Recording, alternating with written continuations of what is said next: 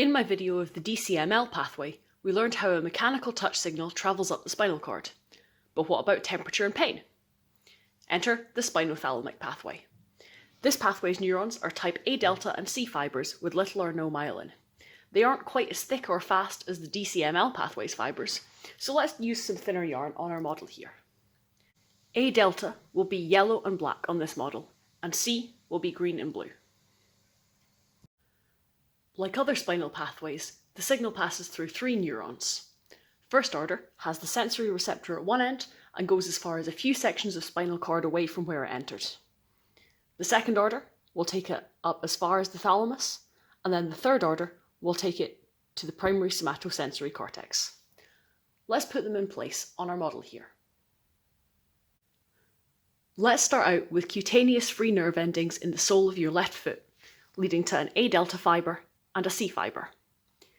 The A delta fibres transmit the crude pressure and fast pain, and the C fibres carry sensations like temperature, itches, and aches.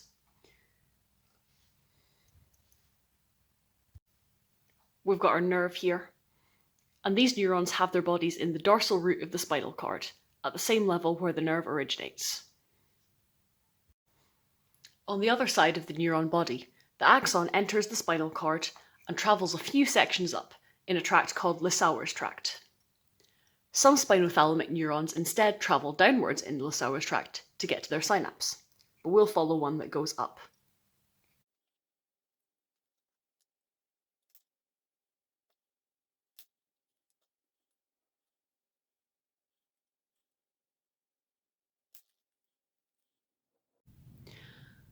At this point, you'll see that it's still travelling ipsilaterally, on the same side. It's time to synapse once the axon of the first order neuron completes its ascent. This synapse is in the substantia gelatinosa, which is this cap on the dorsal horn. The C fibres synapse right here, and the A fibres go through this to the nucleus proprius, which is this little nearby spinal cord section. So these two pathways could communicate with each other quite well.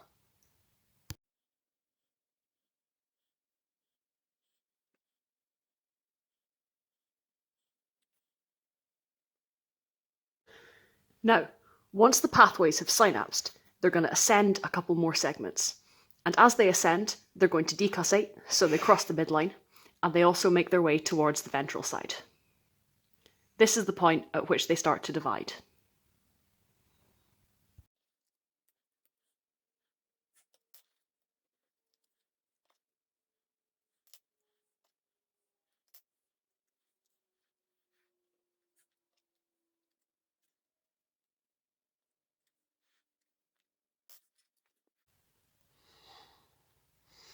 We're a few spinal sections up now, and our pathways have decussated and separated. This is the anterior or ventral spinothalamic tract carrying the A delta fibres, and this is the lateral spinothalamic tract carrying the C fibres. From here, they ascend in a straight line. The pathways keep on ascending separately until they reach the medulla oblongata, and at this point they're going to join up again.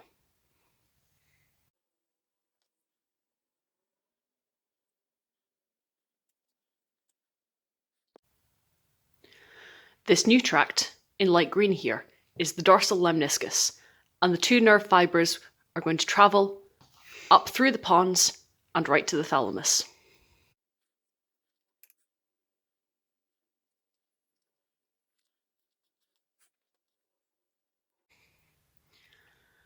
The 2 pathways come out of the dorsal lemniscus, it's also called the spinal lemniscus, at the thalamus. They have several different synapse points here. To finish off this particular pathway, all we need to do is put the third order neurons onto this synapse and then onto the primary somatosensory cortex.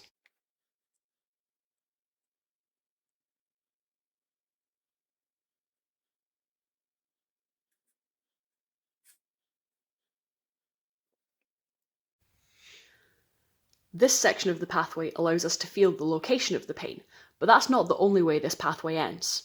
These several synapse points allow the second order neurons to synapse onto other pathways within the thalamus, which allows us to have an emotional reaction to the pain and temperature that we sense. And that is our fully formed spinothalamic pathway. It has the ups and downs it can take, the gradual crossing over, the separating and then joining, and the possibility for emotional reaction. You can think of this next time you stub your toe. Thanks, everybody.